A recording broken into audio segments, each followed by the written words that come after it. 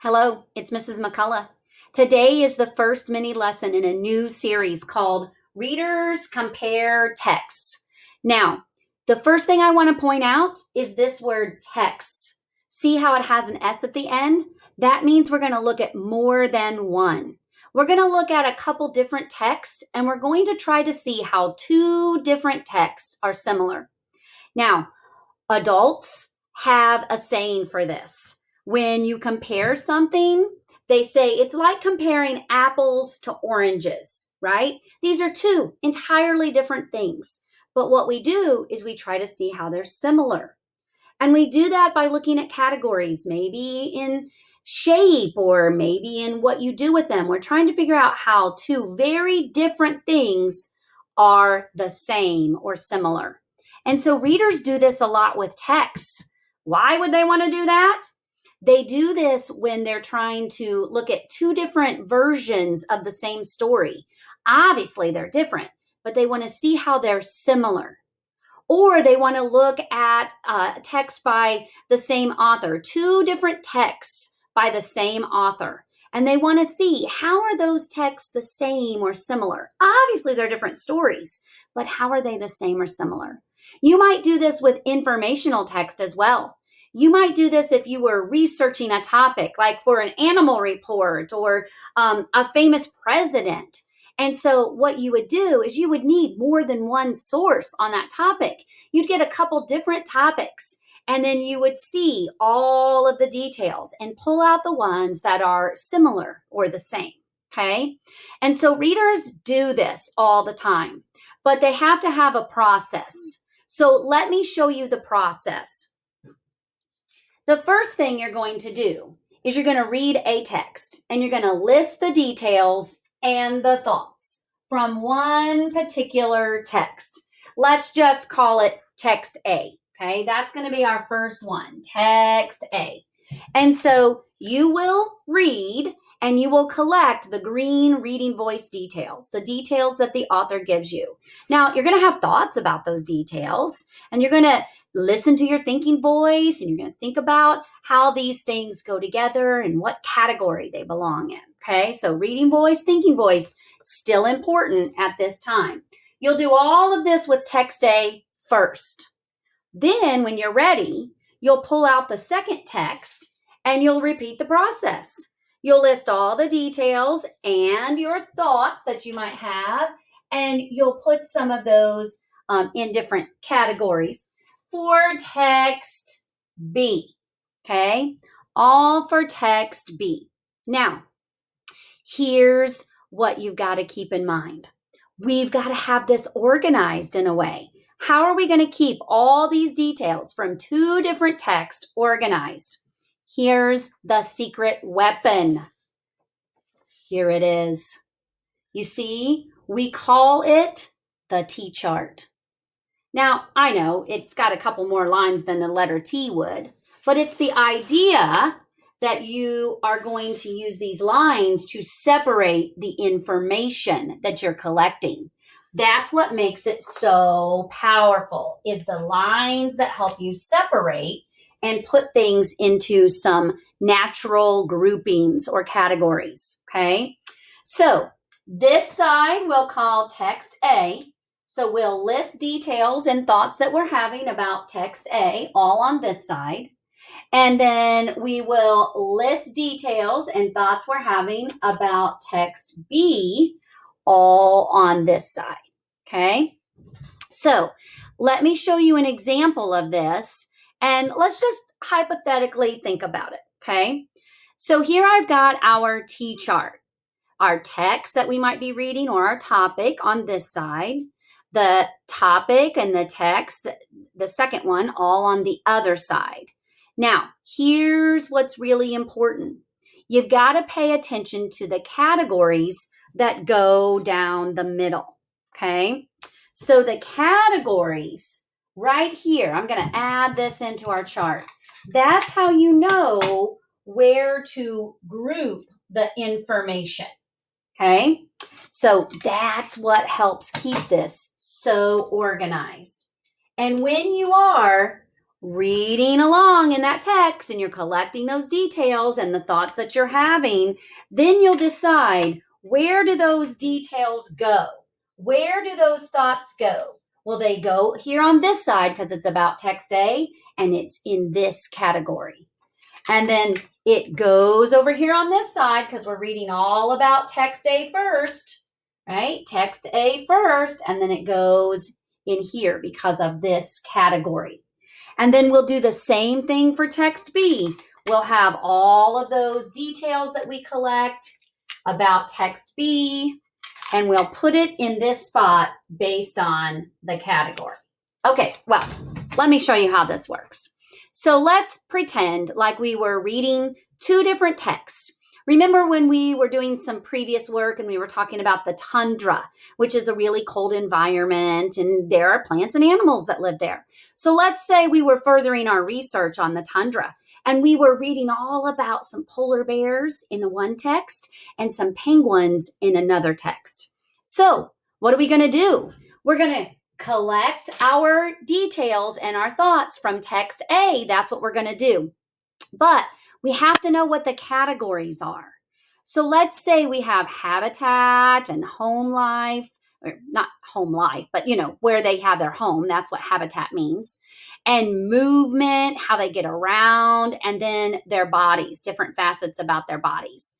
And so when we are reading and collecting details about the habitat, then we notice things in the text, like how it's cold and snowy, and there's ice. And they live in the Arctic, which is up at the northern hemisphere. If this was the Earth, then it'd be up at the North Pole, up at the top.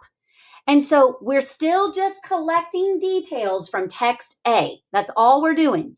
And so we look for the movement details. How do they move? How do they get around? They swim and they walk. Okay, we're still just collecting details from text A. And so what about their bodies? What about their outer covering? Well, they have fur, they're really large, they're white, they have paws with claws.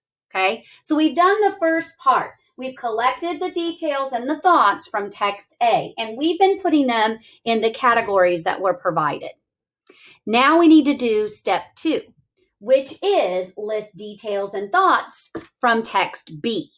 And so that's what we're going to do. We notice that it's cold where penguins live, there's snow, there's ice.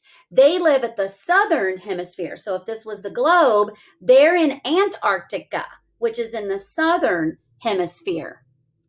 And so how do they move? They swim, they walk. And then what about their bodies? Well, they're birds. So they have feathers and they're short. They have a lot of different colors on them. They're black, white, yellow, orange. There are wings with webbed feet.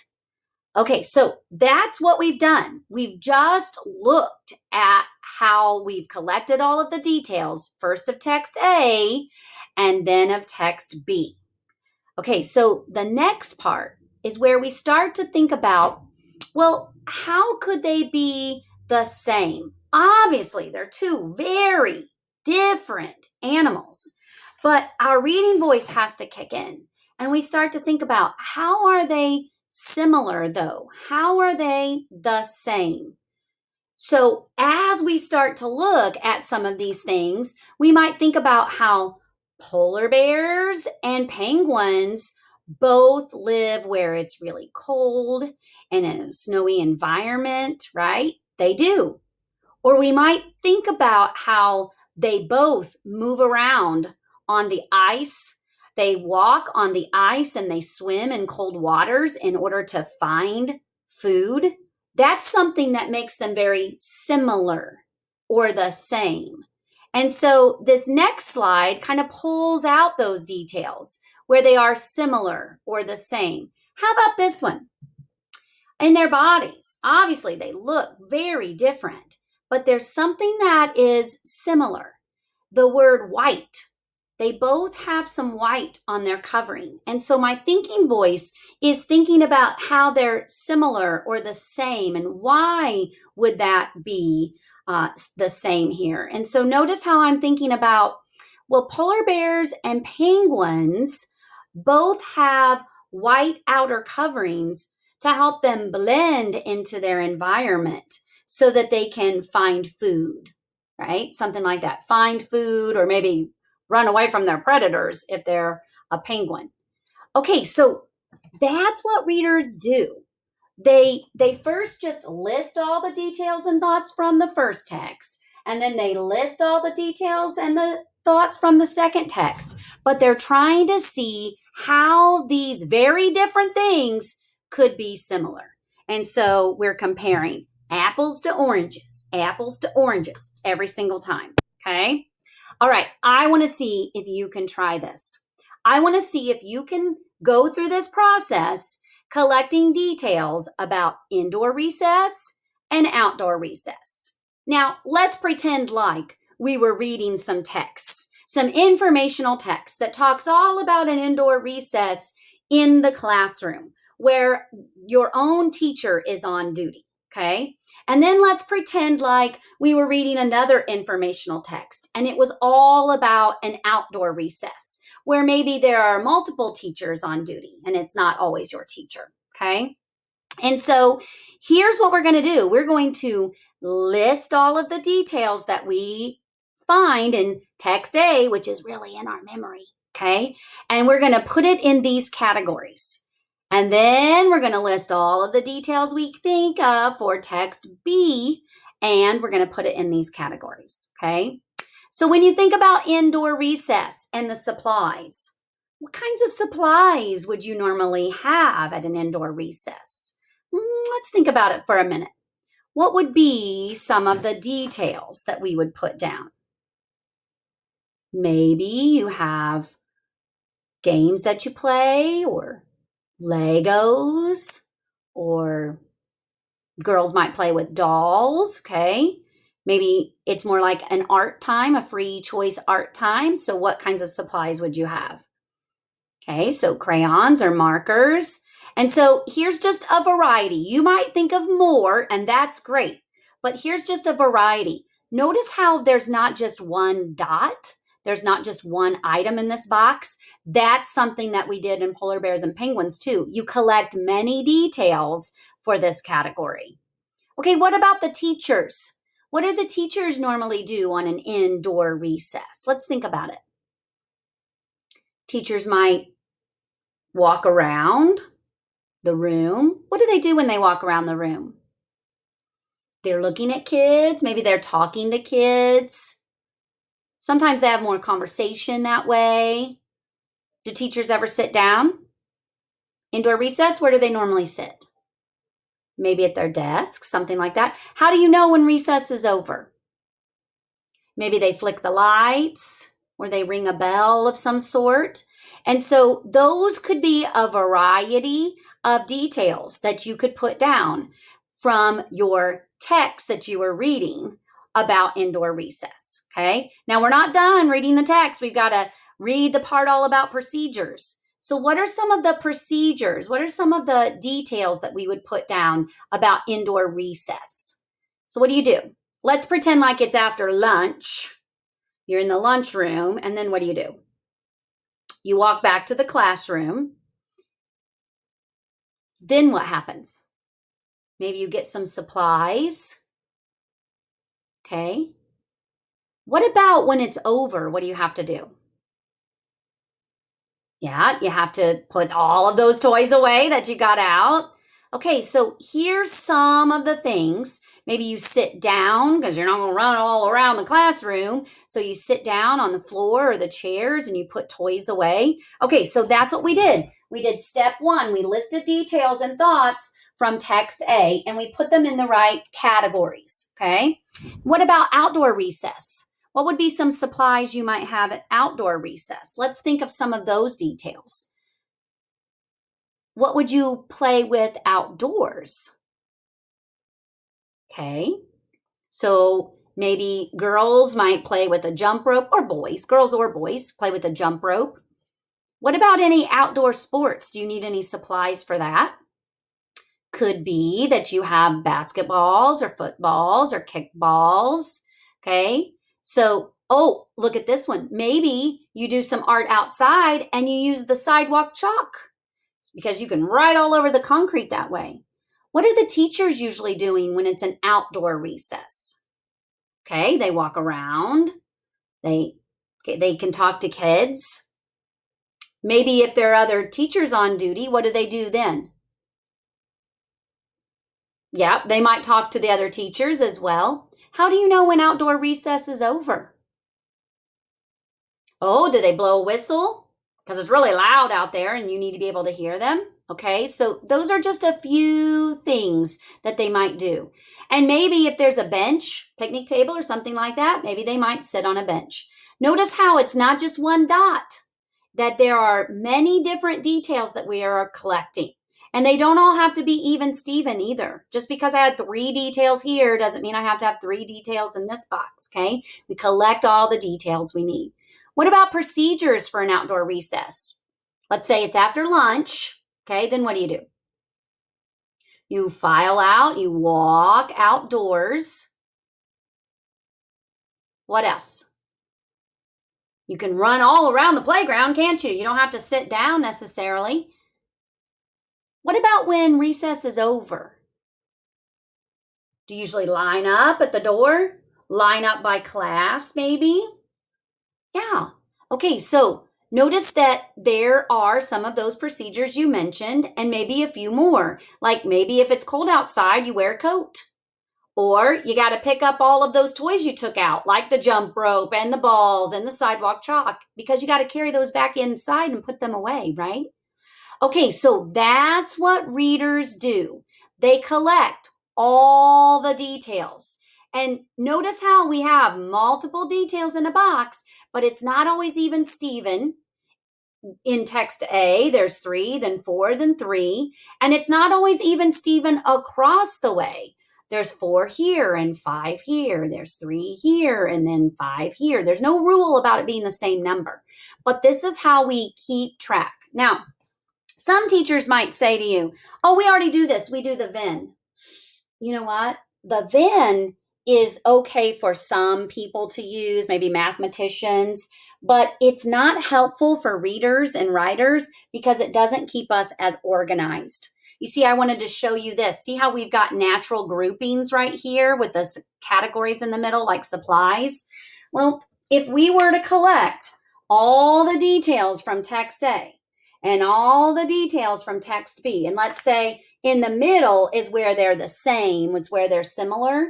And so that's okay, but it doesn't help us really get these into the same categories that we've been doing, like supplies and teachers and procedures. So while a Venn is so-so, I mean, there's nothing really like wrong with it. It's just not as helpful as our T-chart here when we compare and contrast.